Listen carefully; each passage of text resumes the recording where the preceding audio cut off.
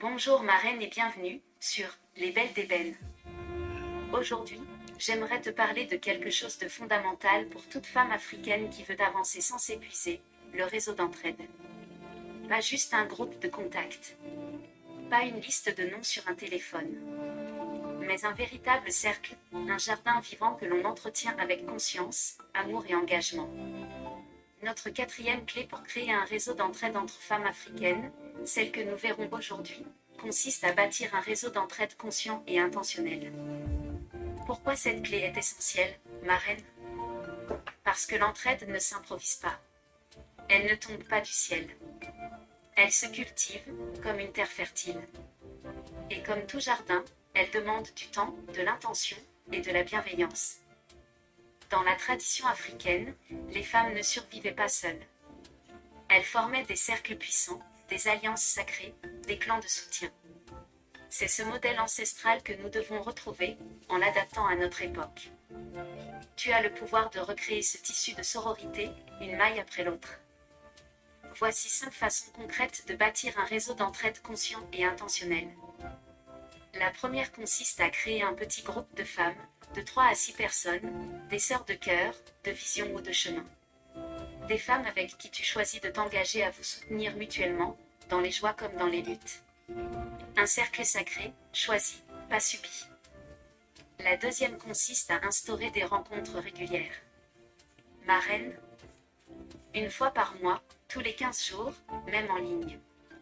Un espace pour faire le point, s'écouter, se déposer, se relever. Parce qu'on ne peut pas se soutenir si on ne se parle jamais.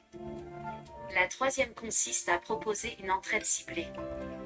Marraine, crée un cercle selon vos réalités, mères célibataires, femmes entrepreneuses, étudiantes, artistes, leaders, expatriés. Choisissez un thème, une mission, un lien commun, et avancez ensemble.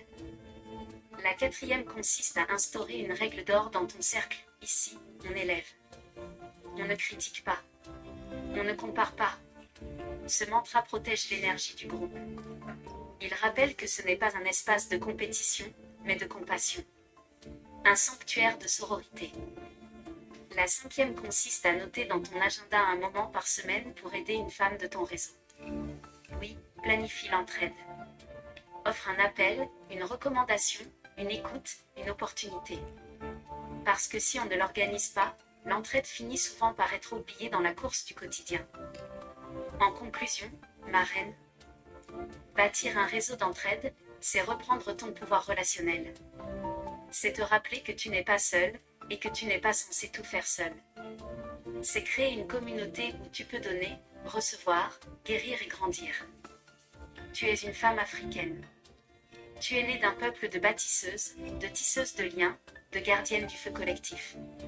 Ce feu-là, marraine, ne doit plus jamais s'éteindre. Dis-moi en commentaire. As-tu déjà un cercle de femmes qui te soutiennent vraiment?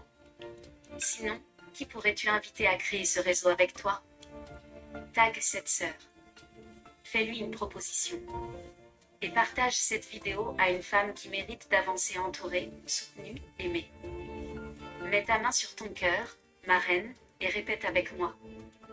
Je suis une femme africaine qui bâtit des cercles d'entraide, qui élève au lieu de critiquer, qui soutient avec intention, et qui avance entourée de lumière. Répète cette phrase 7 fois, et laisse-la guider tes prochaines connexions. Marraine, dis-moi en commentaire, que t'a apporté cette quatrième clé? Quel cercle rêves-tu de créer ou de rejoindre? Like, commente, abonne-toi, et reste connecté à ma chaîne. La cinquième clé arrive bientôt, elle va t'aider à incarner pleinement la reine que tu es, dans une sororité guérie, solide et rayonnante. Que Dieu te bénisse, et à très bientôt.